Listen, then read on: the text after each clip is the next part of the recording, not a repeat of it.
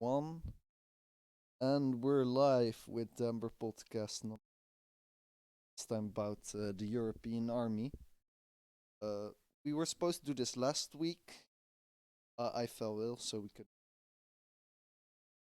instead of last week, this week. Nice spirit. You guys had a nice Christmas. I did. Yeah, we're here with Sergio. Sergio, say hi. Hello. Yeah, you were in the first episode, right? I think I was, yes. Yep.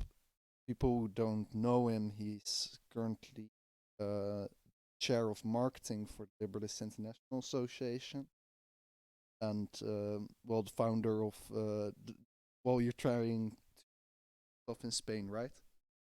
Trying, but very hard. The situation here is a bit tough for at the moment in order for people to actually listen to new ideas. And we're also here with Nico from the Dutch group. Nico, say hi. Hello. As well, you're kind of a history nut, so European Army. I thought, I have to invite you. Also because I'm quite a military nut, so. Yep. So let's just get into it, Sergio. Well, I have come here to argue against European armies, and I don't think I'm going to be argued against much. It's gonna be hard my position. Finding a liberalist who wants who's in favor of the EU, let alone centralized army. Agreed. Although no problem, because wherever you look, you will find arguments for the European Union. So it's not like you're not going to have a separate opinion to ours ever in your life. Armies are dangerous things, aren't they? They have guns and bombs and that sort of thing. Armies are not something to be built like lightly, and they are not something to be given to people willy-nilly. Especially if, like in Europe, you control guns. But that's another discussion. It's quite related to this one. I'm sure we'll get into it. I'm going to try to actually argue against it without going to the give guns to the people, or actually let people have guns part, because within European politics, and I'm not saying European as I am a proud European. No, that like in this continent, most countries do not have legalized guns, so it's kind of a non-conversation to be talking about whether people with guns can face an actual army. But you see, the European Union, as I think that we can all agree, is not the most democratic of institutions. It has a history of not being very democratic. I was actually studying this morning about the European Union, and it keeps claiming that with each successive treaty and with each successive reform, that they are improving the decision-making capacities or the decision-making processes. Well, they're increasing their power, right? So that's no, actually, the way that they take decisions within the council, and what they actually mean is that the council, for example, does not need to have unanimity in everything anymore. Some things can be decided upon by just a majority of the council, which means that some member states are going to be against things that they are going to be forced to do, and they call that improving the decision-making process. No, that's actually making this less democratic. Well, yeah, it's increasing the powers of the European institutions, and bit by bit, Even if you are to ignore that sort of thing, the separation between people's vote and people's will and the powers of the European Union is clear. if you go to the actual legal, de jure side of things, there are three main bodies in the European Union. Those are the Parliament, the Commission, and the Council. The Council is made up of the elected leaders of the member states. This means the President of Spain, Prime Minister of France, until next year, earlier next year, Prime Minister of the United Kingdom, etc. This means, for example, that a vote from an Estonian has more power in the council than a vote from a Frenchman, because there are less Estonians that choose their prime minister. I mean, that's not only the case in the council, it's also true for the MEPs themselves. I actually that's wrote what I an was article. moving to. The parliament is elected by the people, but each country has a different amount of people, of MEPs that they can actually elect. And France have the most, and then Italy. And they are the election process in these people is a bit iffy as well. You can vote in any EU country in the European elections for any party that you want, but then the actual person that is going to be sitting in the parliament is not actually from that party, but from a European Parliament group, which is not always aligned with what the party that you voted for actually wants. It's a bit iffy. And even within the, well, they're kind of supposed to be parties. Yeah, but they are not actually parties; they are groups. No, and they like do not technically parties. Even in those groups, you well, no one listens to well, what England would be the whip. Exactly. A lot of rebels. Often, yes. And well, before we get into what the parliament looks like, then you have the commission. The commission is a body that is not elected, but is instead chosen by the commissioner is chosen by the parliament and approved by the parliament, and then the commissioner chooses the rest of the members of the commission, who are also commissioners. It's the president, commissioner, and the rest of the commissioners. Commissioner is basically a way to say commissar, because that's what a commission has. Right. But that's an ugly Union. word. And it is not a directly elected body. It is supposed that the president of the commission is going to win the European elections, but in the last elections we actually saw that it is not so, because the guy that won the elections, the Spitzenkandidat, it's called, of the People's Party of Europe, is not the current commissioner. A Spitzenkandidat is the guy that a particular party in European party says will be the next president of the commission. But now we have a woman called Ursula von der Leyen, also known as Satan, who used to be the defense minister of Germany, and she is in that position because Merkel, who I will talk about later, said that she wanted the next president of the commission to be a German woman. It had to be a woman, by the way. So that's pretty sexy. In exchange, she got the French to vote for von der Leyen and gave the French the option of naming the new governor of the European Central Bank, who is now a woman called what's her name again?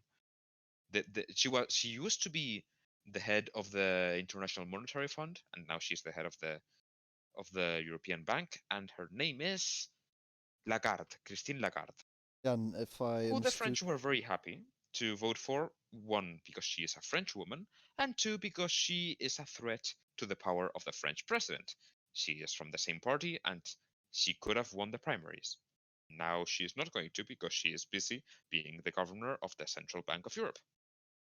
Haha. And if I understood correctly, both von der Leyen and the other one are quite well. There has been some pretty serious allegations against both of them. If I Of them being Satan and Lucifer, yes. no, not only that. When von der Leyen was the German Minister for Defense, there were problems with contracts Ooh. being handed out to private firms or something. I don't remember. I do remember that one of the controversies during her reign was that the tanks had to be made comfortable for pregnant women. Oh, Certainly. Because, yeah, you're going to send pregnant women to places where they are likely to be gutted with bayonets. If I not, am going not to boiled abstain. alive in tanks. I am going to abstain from the debate of women in tanks. No, pregnant that women in tanks. Pregnant Yeah. women is probably a I thing don't that we care can all if, agree if with. women want to become soldiers, but not if you're pregnant. you're Okay. endangering another person's life, but kind of. I mean, we could go on for hours about And how it's probably not what we shitty are talking about here today. shitty the EU is. I mean, like you only have to look and realize how shitty it actually is. I mean, The point that I was making is about the democracy of it. The yeah, commission it's all just like it's not. statesmen handing each other nice cushy jobs and The commission, as we can see, is not really democratic. And it is also worth mentioning that the parliament that I mentioned before has no legislative initiative. Yep. No initiative. Can't It make cannot laws. propose laws. It can only approve or reject laws that are proposed and drafted by the Commission and the Council, which means that the actual representative body of the people of the European states are not able to propose laws themselves, which means a law that is proposed by the Commission will be sent to the Parliament. If the Parliament rejects it, this law will be again and again sent to the Parliament with minimal changes until the Parliament votes correctly, approves it. And once a law is actually put into function, the Parliament has no way of revoking it. If you Oh, do not really? like a law that the previous Parliament approved, even if you have a supermajority, you're not going to be able to take it away unless the Commission wants to take it away. Which leads me to the second approach of how to look at the European Union, because this all that I have said until now is about the legal aspects of the EU. But the EU is also a group of people, and it has its own politics and its own court dynamics inside. The fact is that they are all friends. We are talking about a class here, a group of people who know each other. They are all sort of in the same politics of Europe world, and they all do more or less the same things. You see, for example, how the president of the commission is not a woman that was elected, but who is actually an ex-minister of Germany. The current high representative is Josep Borrell, a guy who until some months ago was the the minister of external affairs of Spain. The head of the bank, the central bank, is the ex-head of the International Monetary Fund. Everyone seems to be part of the club. Everyone seems to be just shuffled around every few years. Yep. This is why you see that the Commission and the Parliament and the Council, they keep voting in the same way. They never break with the previous policy. It's always the same direction, the same idea, the same European values. You will never see a Exactly. commission deciding to revoke a law that the previous commission drafted. Yeah, like even in the European Parliament itself, it's rare. Well, that there's practically no real opposition Exactly. to the actual European project. Exactly. Because it doesn't matter who is actually the president of the Commission. Juncker is no longer the president of the Commission, but von der Leyen is the same thing. Yep. Juncker is still in power, same as von der Leyen was in power some months ago before she was the president. Everyone in this group is in power because they all have the same ideas, and they all know each other, and they all have meetings with each other, and it's a clique. It's what you call a clique, a class, an elite, and A party. yeah, we can call it a party, even though they act as if they are not one party. And often, not wanting to sound accidentalist, often it is less important what form governments actually take than how they function. If you have a technically a democracy, but you actually find out that, say in the United States, the leader of the Democrats and the leader of the Republicans are in cahoots with each other to actually follow the same policy points and do the same things, to the point that there's not actually a popular way of deciding, because all of the politics of the United States, regardless of who is president, is decided by a group of people in some room somewhere in DC. That is not a democracy. That's an oligarchy, and that's what I'm saying that the EU is. Having said this, we were going to talk about an army.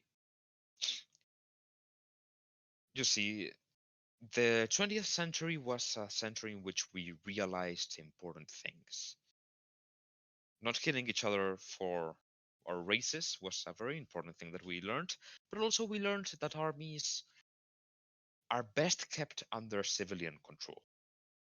Armies are a weapon. Weapons need to be controlled. As anyone who owns a gun knows, you don't put your finger on the trigger, you never point it at anyone who you do not wish to shoot. Armies are basically the same thing. In Spain, we learned this a little bit late.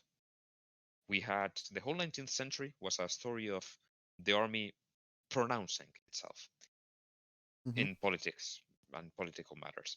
We support this, we support that, we think this, we think that, and the government was forced to do whatever the army said, because the government had no way of fighting the army. Luckily, most of the time, these revolts of the army were liberal revolts, and they actually forced the kings to stop being absolutist cunts and that sort of thing. And then they became less liberal until we had the last one, which was the Civil War. The last one failed and sparked the Civil War. And then we had 40 years of dictatorship and then democracy. And then in 1993, we finally got the message. When the army tried to do that again, they occupied the parliament, held the government hostage, and in the end, the king had to step in and order his army to step down. Actually stand down, sorry. The lesson was learned, and then we actually forbade military men from standing from actually having public office. We forbade army officers from having a political opinion, and not really having it, but expressing it in their expressing it, yeah, position. broadcasting it. We basically completely separated the army from politics. We perhaps went too far because we didn't really leave the army in a very good state, but we did it. This is something that other European countries learned in different moments, usually before we did, because armies are not democratic structures. Armies are, by definition, authoritarian structures, because if not, they don't work. Yep. That's not, an army is not something that you can work in a democratic way. Even the anarchist Black Army of Ukraine in the Russian Civil War, that was an authoritarian army. There were generals in that. That's how it works. I'm sorry. But generally you want this army to be, in the end, subordinated to a democratic body, such as a government. Let's take the Spanish army again. The Spanish army answers to several bodies. Directly to the Council of the Chiefs of Staff of the armies. We have three armies: the army, the air army, which is how we call the air force, and the navy, which we call the armada, because it's a better word. That's a purely military body, but this body answers to the Ministry of Defense, which is currently held by a woman who I am no fan of, but who is sadly democratically elected. It also answers technically to the king. If there ever is a disaster and the king has to take power because the government is, for example, being held up in the parliament, like it happened in 1983, the king can order the generals to do whatever he orders them to do, because he is already the I suppose that the English word would be generalissimo or generalissimo, but that's not what he is. He is the captain general. That's his title. And you see that wherever you go, the Spanish army is either under the control of a person who has no power except in emergency situations, or a person who is democratically elected. This is what makes the Spanish army not a threat to the Spanish nation, the Spanish state, or any state next to Spain, to which we do not want to have any hostile acts towards. I said towards Sure, twice. sure. Nico, do you know like a relevant story about the Dutch army? Well, I Like, could tell you how it was taken away from us like 4 or 5 times sure, by go ahead. foreigners, and then either. Well, all right. So the first time this happened was during the Romans, when the Batavies joined the Roman Empire, or was it the Republic still? I don't remember which one, but they joined the Romans, and in the beginning, the Romans deployed their auxiliars pretty close to where they recruited them to spread Roman values faster. But then the Batavi revolted because of pedophilia. And since then, the Romans basically just redistributed their auxiliary troops throughout the empire to make sure that they had no ties to the locals and thus would not rebel. Because that's also one major issue within European, which, well, it's of course the doom scenario, but it's always smart that in, the EU stationing foreign troops into various member state countries to quell any revolts, right? The average, the average Polish guy or something is gonna care that much about the Netherlands. No, but if like there's a revolt in Poland and you send the Polish army to squash it, the Polish army is gonna say, "But I'm not gonna shoot my mom and my brothers and my sisters and my father. I'm gonna join them." Whereas if you send like an Irishman, they're gonna say like, "Oh, are all these Polish about? We're gonna shoot them for being twats."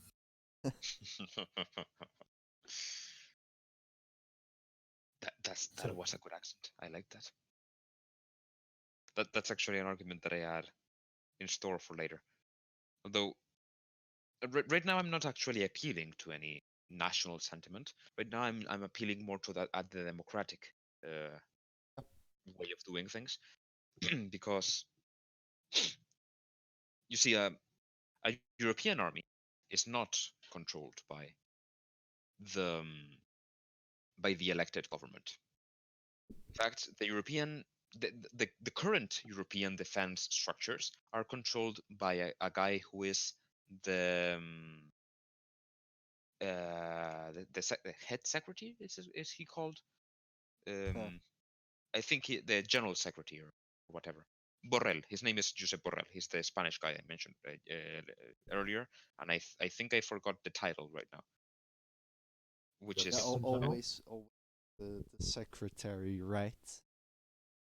I think they took that from the other union. No, I remember the head representative. That's his title.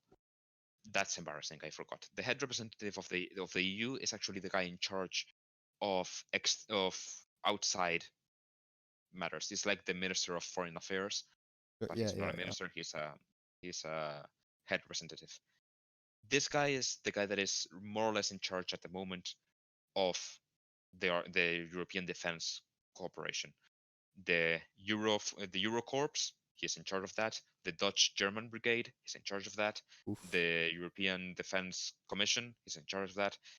All of it, either directly or indirectly. He is not an elected position. He is elected by the council and approved by the parliament, I believe. No democratic control. You cannot impeach him. You cannot remove him. You cannot vote him out of office. What is the union? I mean, the army also controlled by the parliament. We already said it's not very democratic. The commission, it's not democratic at all. The council, that's not democracy, man. That's not how democracy works. So if you would want to get rid of him, what you do is, does the parliament have the right to disband the council? Because if they no, the council is made up of the presidents of the countries. Oh, I always council. Yeah, the commission. Normal. I think it is made confusing on purpose to make people not actually understand what's going on. Right. But that's a personal theory of mine. The thing is that this army is not under the control of a body that can be easily accountable to the people. Whereas in Spain, we can easily, with a majority, tear down the government, either by mass protest, because they still have some dignity for now, or by a vote of no confidence in the parliament. We cannot actually vote the leaders of the European army out of office and make them stop. The army is essentially controlled by a guy who is not actually a military man, but who is basically a military man. He is not a general, but he is in charge of an army and has nobody on top of him. That is not good. That is not how you control an army. This army is under the control of basically a dictator in waiting.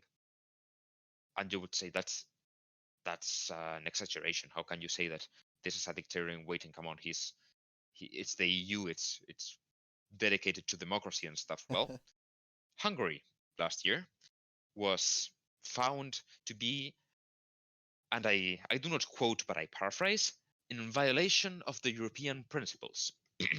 The democratically elected president of Hungary, Viktor Orban, a man who I do not necessarily have any love for, but who is the democratically elected president of Hungary, and I, as a non-Hungarian person, have no say over who Hungary is led by.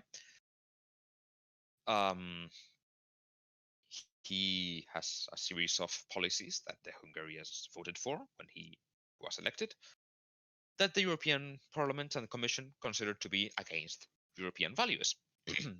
So they tried to take Hungary's right to vote away from them, because they cannot stand the possibility that in the European Council, where many decisions are still needed to be taken by majority, I mean by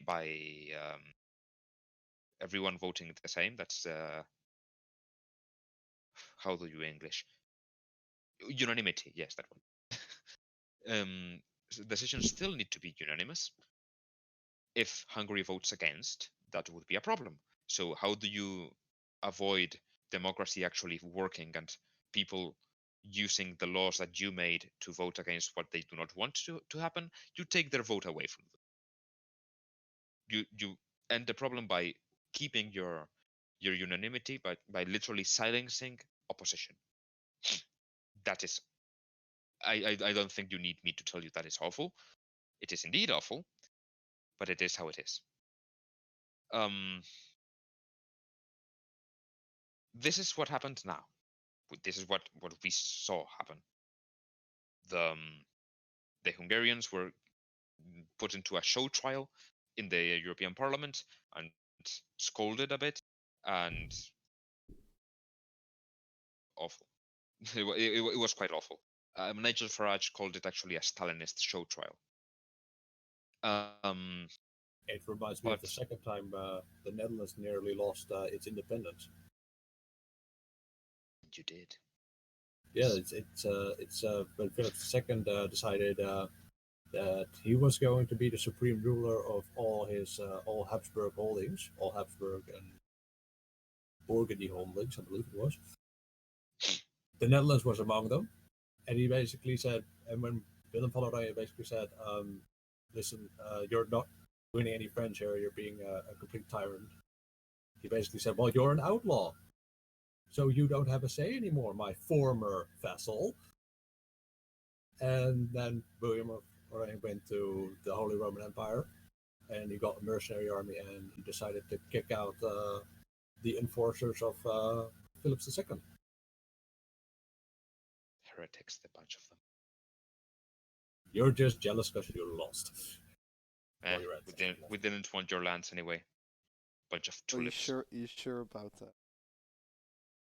Bunch of tulips and nothing else. Anyway, back We to the actually stole those back from the to where Turks. Spanish people don't get defeated. We still have national PTSD, full That of means we canals dedicate- and mud.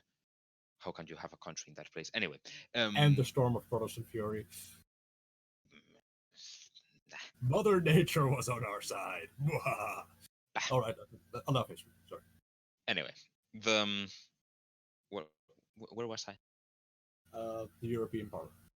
Ah, yes, Hungary. Well, consider that the EU right now, the only thing that they can actually do to make Hungary fall in line is take their vote away and sanction them economically. But the EU wants Hungary to obey because they want the integration to go on. So right now they cannot force Hungary, but soon they will, because soon they will have an army. And soon it will be like Hungary already had in the past, when Hungary was part of the Warsaw Pact. Once they elected the wrong kind of communists into power, and the Warsaw Pact invaded. And it was bad for the Hungarians. Many people died, and they noticed that it is probably not a good idea to have a supranational army making sure that the Hungarian people vote like they want them to vote. Hungary has been the one this time that has been against the EU, but the UK voted to leave some months ago. What if the EU decides that leaving is no longer allowed, and whoever wants to leave will be forced to stay by this executive force that is symbolized in the army? Because that's what an army is, executive force. Every government holds executive force thanks to its control of the police and the army. That's how political power works. There's no political power outside of the threat of violence. That's simply how it is. So as soon as the EU can actually use this executive power to avoid what they would consider a disaster and a setback to the morally righteous project of European integration, they can perfectly justify the use of armed force against a country that goes against the project. After all, they signed the treaty. They signed that they want to follow the European principles. They brought this upon themselves. Poland is also being un-European. Let's invade Yes. Poland. Well, basically they said, yes, we still want your money. Please don't stop giving us money. We like that. Of course. And who can blame them? I mean, money is good. Well, Yes. I've watched a bit of the whole climate stuff, the coverage around that, and it's basically that, the Western European countries begging the European countries, trying to give them nice benefits, for please.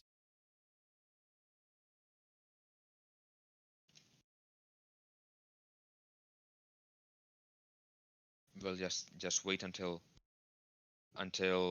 you see the European Union passing a law for I don't know, a European Green New Deal or whatever, and Yeah. now it is legal to pollute. And when they have this executive force to actually force countries to not pollute, they will be able to invade you. Not necessarily invade you, but actually station armed forces within your country to force you to follow the European laws. European laws, which I insist, were not put in place by democratic institutions and were not and are being enforced by an army that is not controlled by democratic institutions. Well, right. Just kind of cushion that a little bit. I don't really think like force would ever be used, but the threat, well, the possibility of force would allow for that. Yeah. When was the last time you saw the police going around the street machine gunning people to the floor? You didn't. Doesn't happen, but it can happen. And the reason that it can happen is why people don't go around breaking the law and burning cities to the ground Some if they want to, because the police can actually machine gun people to the ground if they need to. It's the threat of violence, not the violence itself, that gives the government this power. So this army is, in itself, the creation of this army is giving executive power to an institution that does not currently hold executive power, being the European Union, and it flies in the face of any democratic or liberal principles, since executive power is meant to be under the control of the people, and this particular institution is not. Yeah, about the bitching about the just a point I wanted to mention about the European values. That's those don't exist. I think that's definitely something too we've learned from the Orban situation. I mean, even if you look at Netherlands and Spain, for example, how different. So, well, they're still quite close to each other, but well, the Netherlands used to be really progressive country. Well, I Netherlands think is mostly not in really. a good way. Netherlands is not really progressive. We're just very pragmatic because Well, it doesn't hurt anyone, so just do it. right, I meant progressive in like not political, but like the literal term. In well, yeah, gay rights. The gedoogbeleid, sort of we, Because and it's not that's kind actually of legal. yeah, technically still illegal tourists. And yeah, basically since we've joined the EU, well, it's like we're not allowed to do that anymore, or something. It seems like that. Maybe like most of it is already won, but I wouldn't say so. There are still a lot more opportunities for the government to just leave. That's what liberalism is about, yes. People living.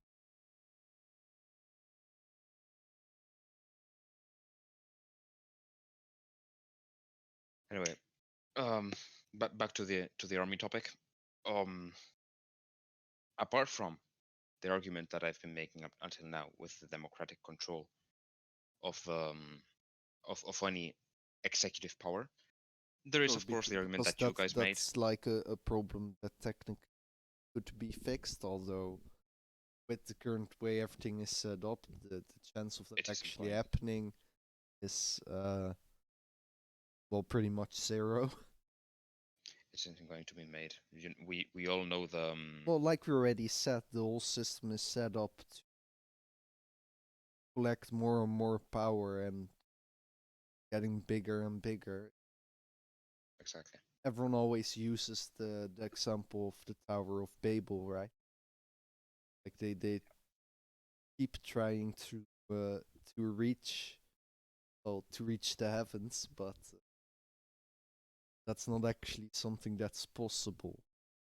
And it's going to fall down hard, isn't it?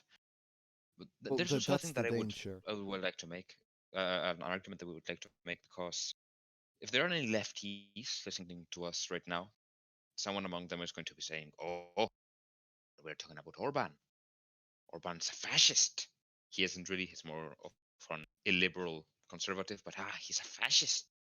Of course, you have to take votes away from Orban, the filthy and evil fascist." And okay, fine. I do not like Orban either. Sure, But but if you don't like him, you can go and talk with Hungarian people about the stuff he did. yeah, Try to have you do not take conversation his with power them. to vote away, of course. But my argument is okay. Orban goes against supposedly the European values, so you want to take his vote away, and this goes to the same leftists that would be for taking the power from Orban. You are aware that, for example, socialist measures, like full-on socialist measures, are also against European values. The EU is still a neoliberal organization. It is still based on free markets and whatever. It is also opposed to left-wing politics. So the day that one of the European countries elects a full-on left-wing party, such as for example, Greece elected Syriza, if Syriza were to, they are not anymore in power. Now that I'm thinking, when they were in power, if they were to take any steps against European values, they would also be treated in the same way. They would also be shut down, and their vote would be taken away. So this is not us defending a far-right conservative authoritarian guy who I myself don't really like much. This is us saying this is an organization that has an official ideology, in this case the European values. It could be communism, made up of member states that have less and less power. In this case, it's the European states. It could be the former Russian Empire states. And it will stop at nothing in the road to the final conclusion of their ideology, which could be the European unification. It could be the workers' revolution. It matters nothing. This is not how you set up a democracy. This is how you set up a tyrannical, ideological, moral state, and it is not what we want in the LA. Aetorian empire, or Yes, as they like to they've been call it, talking about the empire of the which the empire of the good. in of itself fucking Verhofstadt. How can you say something like that? Claim to be a liberal and continue to go about your day-to-day life without just seeing how you addicted yourself. See, there's a saying in Spanish. I don't know if it exists in English, which is that the road to the cemetery is paved with good intentions. It's the road to hell in the Anglosphere. Well, there you go. It's a Bible quote, I believe. The problem here, the scariest thing you should ever hear is something like the empire of good. When somebody is asking absolute power, imperial power from you, so he can do good, it's going to end bad. It's going to end in millions of dead and starving people, because that's not something new. That's Lenin on top of a box in Petrograd saying, "Give me absolute power so I can do the good." Just listen to communist songs. This is the banner of the whole of humanity, and let's go to war. Actually, that's an actual lyric. Naboj krwawi, świato I prawi, marsz wперед, рабочий народ. To the bloody battle, saint or holy and just march forward working people in Russian. It is an organization asking for absolute power and now trying to get power to do violence in order to better go towards this absolute good, this ideal of absolute good and absolute perfection, which, by the way, in this case, passes through regulating every little bit of European life, including the bendiness of bananas, which is an actual regulation that exists in the EU. Like, there's a regulation on how bendy bananas can be, so you can sell them here. Yeah, it's dangerous. It's what it is. Not even dangerous. It's clearly a problem. It's dangerous is something that can become a problem. This is already a problem. This is going to cause harm. This is going to end badly. We should not allow this army to be created in the first place. Question is, how do we avoid it? Who do we vote for? All of the parties are pro-integration. None of the anti-integration parties get a pass. They all get attacked and sneered. As soon as you are Eurosceptic, you are a You're not far fascist. right conservative, or even worse. Yeah. Wasn't it alt-right Nazi or something? Well, that's the worst example. One of the worst examples of it. Yes. I mean, that's something we've seen in media time. So They don't even know what it is. yeah, and even if they try to clearly tell you, no, we are really specific to this, They will still just use it as a blanket term. but and ask a journalist what they actually think the term alt-right means, and people just say like non-mainstream right-wing people. There was If a I'm time where right, many people. Yep, there was a time where Province was that term could have had that definition, but currently the very term quickly alt-right, corrupted. or one of the things that you need to be alt-right is an ethno-national. Yeah, there was a time where I used that term to describe myself. There was a time where I wanted to say, hey, I like this sort of right-wing politics, this sort of small government, low taxes stuff, but I do not like the people that currently call themselves right-wing. I do not like the People's Party in Spain. I do not like the Republican Party in the US. I do not like the Conservatives in the UK. I do not like these people, these conservatives that they say. So I would use the term alternative right, because it was the alternative. Now it is a bunch of Nazis being extremely gay with each other. And that's not against the gays, that's against the Nazis. Because I know they hate to be called gay. Because it started off as just an alternative to the no longer right-wing mainstream right. But then it got co-opted by Nazis because Nazis need a better image than Nazis. So they basically co-opt anything they can. And they could with alt-right. I wonder if we did. let them do it. I wonder to what level we let them actually take control of that term. I think that's that group of people around the internet who were angry at things, how they were going. Those YouTubers who from their basement started saying, hey, maybe feminism is not the best thing in the world. Maybe the Democratic Party is bad. Maybe Obama isn't Jesus. Maybe not even that, but just saying, shouldn't we be skeptical? Because Yeah, the skeptics. Oh, that word, the skeptics, the skeptic YouTubers. I wonder if the skeptic YouTubers and those people who used to follow them, I think we made a mistake associating with people who would later turn out to be the alt-right and thinking, these people are opposed to feminism like we are. They're opposed to communism like we are. These people are nice.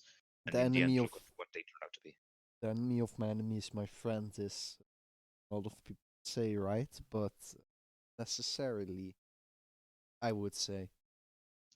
I remember getting extremely angry when Richard Spencer was punched in the face that time.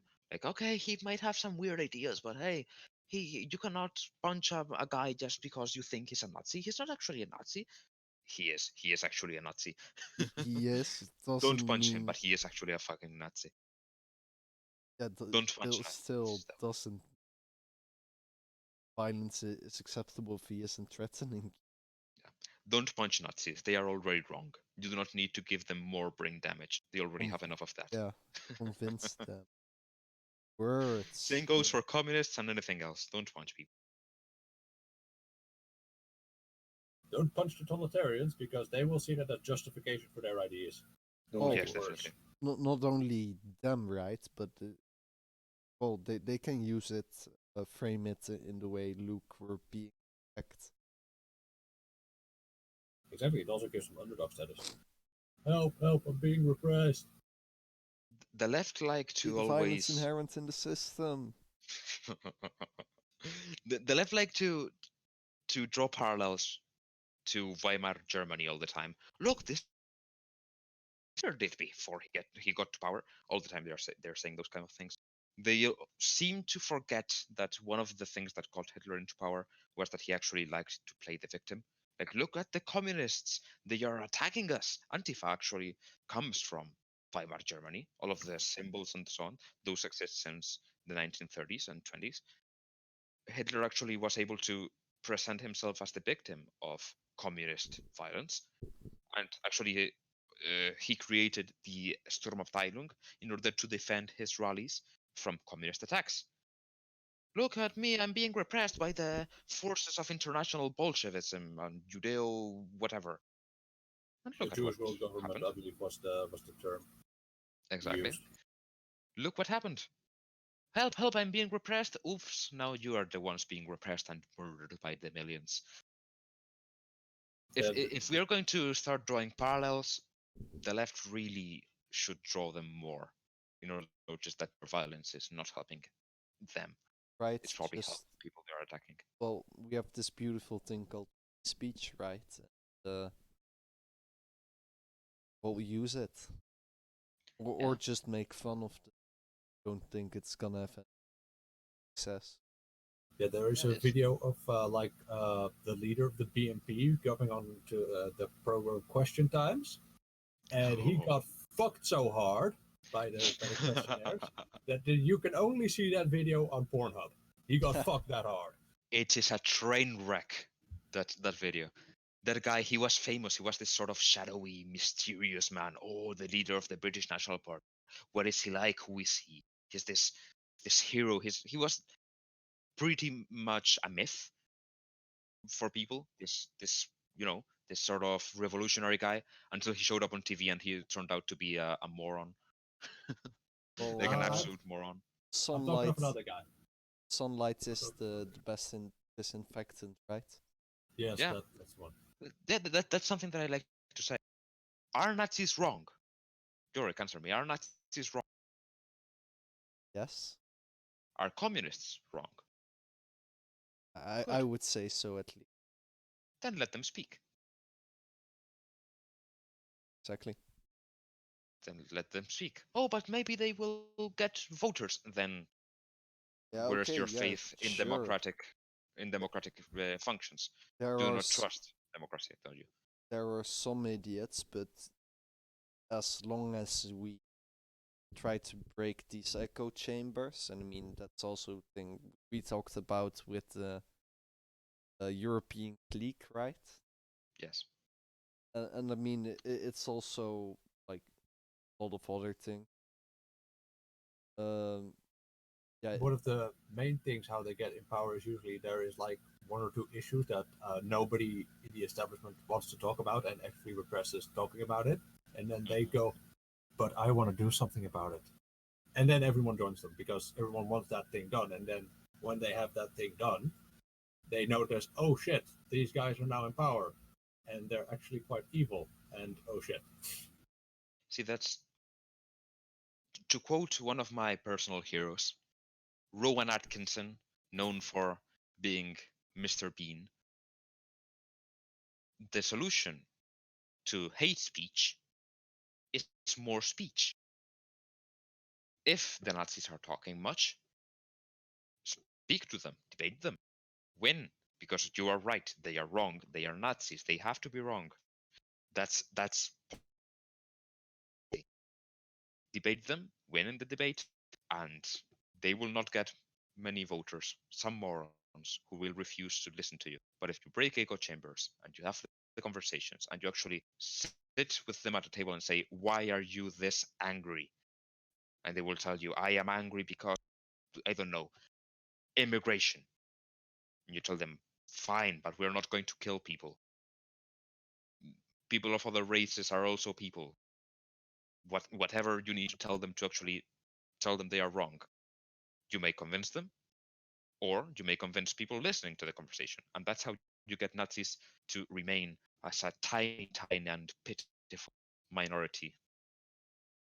If you actually let them become a myth, like, oh, look at these people fighting against the system and saying the things nobody dares to say, you get the British National Party until they were actually brought to the light.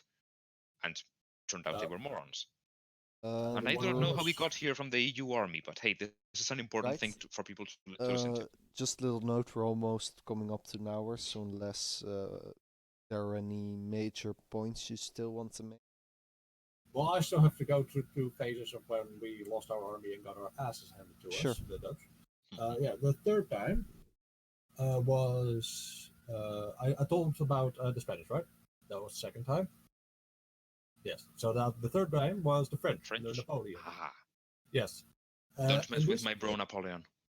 Yes, and this one is actually relevant to most of the Eastern European countries, because this was when the Dutch royal house was actually getting a bit decadent and tyrannical. Inbred. So not about that. But they were getting pretty bastardly.